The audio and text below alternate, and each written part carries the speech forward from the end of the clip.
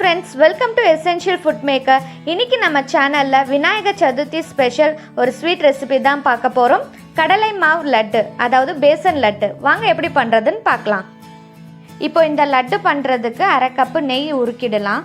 நான் இந்த கப் அளவு வச்சு தான் நெய், கடலை மாவு, சர்க்கரை எல்லாம் சேர்த்துருக்கேன். வீட்டில் நெய், கடலை மாவு, சர்க்கரை இது மூணு இருந்தால் போதும். இந்த ஸ்வீட் ரொம்ப சூப்பராக ஈஸியாக செஞ்சிடலாம்.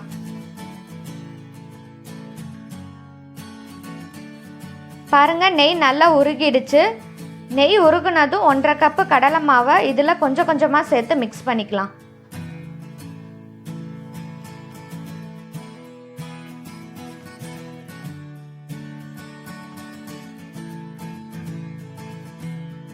ஸ்டவ் லோ ஃப்ளேமில் வச்சுக்கோங்க, இல்லைன்னா கடலை மாவு சீக்கிரமாக அடி பிடிச்சிரும்.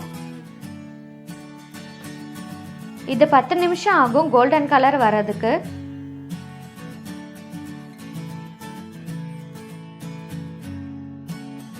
இப்போ பாருங்கள், நெய்யோட கடலை மாவு சேர்ந்து கட்டி கட்டியாக இருக்குது. இதுவே ஒரு 10 நிமிஷம் கழித்து பார்த்தீங்கன்னா நெய் எல்லாம் வெளியே வந்து சாஃப்டான பேஸ்ட் மாதிரி ஆகிடும். கட்டியாக இருக்கிற இந்த கடலை மாவை நல்லா உடைச்சி விடுங்க. இந்த கடலை மாவு நல்லா வறுபடலைன்னா லட்டு சாப்பிடும்போது கொஞ்சம் பச்சை வாசனை வரும். ஸோ நல்லா வறுத்துடுங்க. அதே நேரத்தில் அடியும் பிடிக்காமல் பார்த்துக்கோங்க.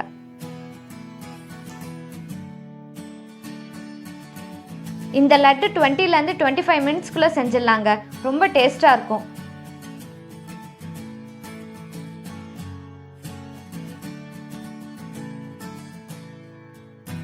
இப்போ 10 நிமிஷம் ஆயிடுச்சு. கடலை மாவு நல்லா வறுபட்டு ஃபஸ்ட்டு கட்டி கட்டியாக இருந்துச்சு. இப்போ நெய்யெல்லாம் வெளியே வந்து சாஃப்டாக ஸ்மூத்தாக பேஸ்ட் மாதிரி ஆகுது. நம்ம இதை கைவிடாமல் கிளறணும். எப்போயுமே இந்த அவல் லட்டு, பொட்டுக்கடலை லட்டு எல்லாமே சூடான பதத்தில் தான் நம்ம லட்டு பிடிப்போம். ஆனால் இந்த கடலை மாவு லட்டு நல்லா ஆறுனதுக்கு அப்புறம் தான் லட்டு பிடிக்க போகிறோம்.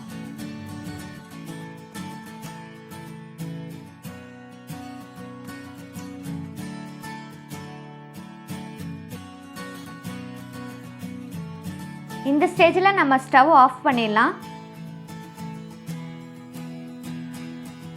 சூடாக இருக்கும் போதே நம்ம இந்த பாதாம், முந்திரி எல்லாம் சேர்த்து நல்லா மிக்ஸ் பண்ணிக்கலாம்.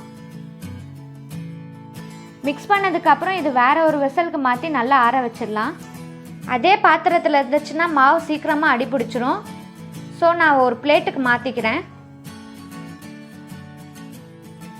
1.5 கப்பு கடலை மாவுக்கு 3/4 கப்பு சர்க்கரை எடுத்திருக்கேன். இப்போ இதை வந்து மிக்ஸி ஜாரில் சேர்த்து பவுடர் பண்ணிக்கலாம். இதில் நான் 3 ஏலக்காய் ஆட் பண்ணிக்கிறேன். இப்போ நல்லா ஆறின கடலை மாவில் இந்த சுகர் பவுடர் சேர்த்துக்கிறேன். கையில் நல்லா மிக்ஸ் பண்ணிக்கோங்க. இந்த சுகரும் கடலை மாவும் நல்லா ஒன்று சேரணும்.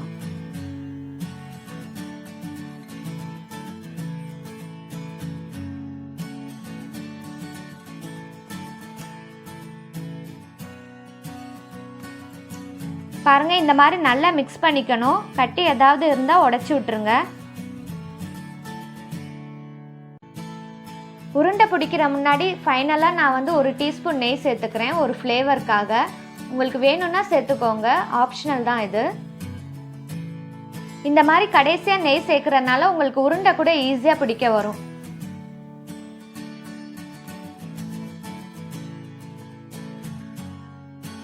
இப்போ கொஞ்சம் கொஞ்சமாக மாவு எடுத்து லட்டு பிடிச்சிடலாம். சப்போஸ் உங்களுக்கு லட்டு பிடிக்க வரலன்னா கொஞ்சமாக நெய் ஆட் பண்ணிக்கோங்க. 1.5 கப்பு கடலை மாவுலேருந்து நமக்கு 10 லட்டு கிடைக்கும். பாருங்க, அழகான லட்டு தயாராகிடுச்சு. இதே மாதிரி நம்ம மீதி இருக்கிற மாவுலேயே லட்டு செஞ்சிடலாம்.